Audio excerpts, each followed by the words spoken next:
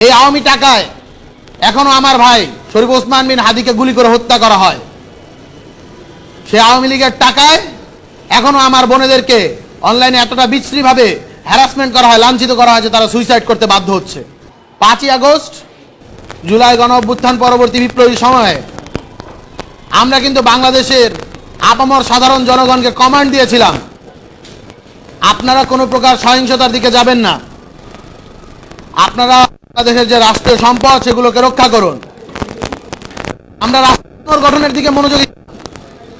আমরা চেয়েছিলাম সকল ভুল ভ্রান্তি হাসিনার পলায়নের মধ্য দিয়ে এই আওয়ামী ফ্যাসিস্ট, আওয়ামী এনেবেলার সহ গোটা বাংলাদেশের যেখানে যেখানে আওয়ামী ফ্যাসিবাদের রন্ধ্র রন্ধ্রে জড়িয়ে রয়েছে সেগুলো পলায়ন করেছে। কিন্তু দুঃখের সাথে বলতে হয় এগুলো আসলে মোটেও পলায়ন করিনি, বরঞ্চ ঘাপটি মেরে বসে আছে, সুযোগ পেলেই তারা মাথাচাড়া দিয়ে ওঠে। আপনারা দেখতে পাচ্ছেন অনলাইনে হাজার হাজার কোটি টাকা খরচ করা হচ্ছে আওয়ামী প্রোপাগান্ডা ন্যারেটিভ প্রচার করার জন্য, আমার বোনেদেরকে আমাদের ভাইদেরকে হ্যারাসমেন্ট করার জন্য অনলাইনে হাজার হাজার কোটি টাকা খরচ করছে এই আওয়ামী লীগেরা। এই আওয়ামী টাকায় এখনো আমার ভাই শরীফ ওসমান বিন হাদিকে গুলি করে হত্যা করা হয়। সে আওয়ামী লীগের টাকায় এখনো আমার বোনেদেরকে অনলাইনে এতটা বিশ্রীভাবে হ্যারাসমেন্ট করা হয়, লাঞ্ছিত করা হয় যে তারা সুইসাইড করতে বাধ্য হচ্ছে। এই হাজার হাজার কোটি টাকা কোত্থেকে আসে? অবশ্যই আওয়ামী লীগ যে তাদের অর্থনৈতিক ইকোসিস্টেম রেখে গিয়েছে সেই ইকোসিস্টেম এখনো বলবৎ রয়েছে, অন্যথায় এই টাকা আসতো না। আপনারা দেখেছেন, নিউজ করেছেন, আপনারাই গণমাধ্যম থেকে আমরা জানতে পেরেছি এক একটা মিছিল করলে নাকি 10,000 টাকা পাওয়া যায়, মিছিলের সামনে যদি থাকে তাহলে 15,000 টাকা পাওয়া যায়। সারা বাংলাদেশ জুড়ে আওয়ামী লীগ এই যে ধরনের ভ্যান্ডালিজম করার, জঙ্গি স্টাইলে ষড়যন্ত্র, রাষ্ট্রকে অস্থিতিশীল করার ষড়যন্ত্রে লিপ্ত হচ্ছে, এর ফান্ডিং কোত্থেকে আসে? সুতরাং আমরা একটা কথা বলতে চাই, এই যে আওয়ামী ইকোসিস্টেম এটিকে ভেঙে দিতে হবে।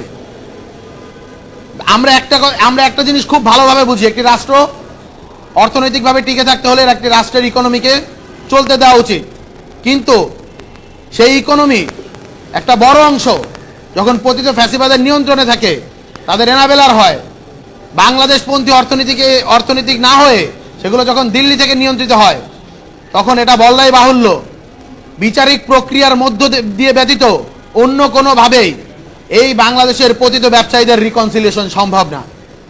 তাই আমরা বিচারিক প্রক্রিয়ার দ্বারস্থ হয়েছি, আন্তর্জাতিক অপরাধ ট্রাইব্যুনালের মুখোমুখি হয়েছি।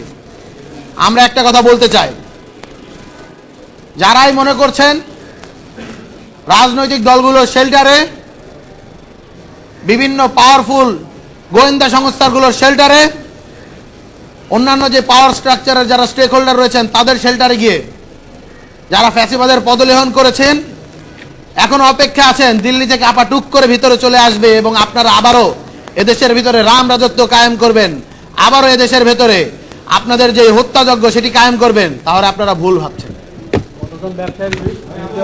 সুতরাং আমরা আজকে অভিযোগ দায়ের করেছি। ছবিটা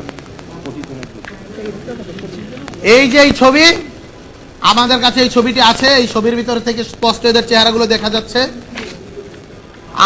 আমরা এর মধ্যে 25 জন ব্যবসায়ীর নাম আইডেন্টিফাই করেছি এবং তাদের নামে অভিযোগ করেছি এবং অজ্ঞাতনামা আরো 200-র অধিক রয়েছে। তদন্তকারী সংস্থাকে আমরা এখনই প্রসিকিউশনে বলে দিয়েছি যত দ্রুত সম্ভব আজকের মাঝেই আমরা অনুরোধ করেছি, আজকের মাঝেই যাতে তদন্ত সংস্থার কাছে এটি পাঠিয়ে দেওয়া হয় এবং অতি দ্রুত যাতে বিচারিক যে কার্যক্রম, তদন্ত যে কার্যক্রম সেটি শুরু করার মধ্য দিয়ে চার্জশিট প্রণয়ন করা হয় এবং তার পরবর্তীতে অ্যাজ আর্লি অ্যাজ পসিবল বিচারিক যে কার্যক্রম সেটি শুরু করা হয়।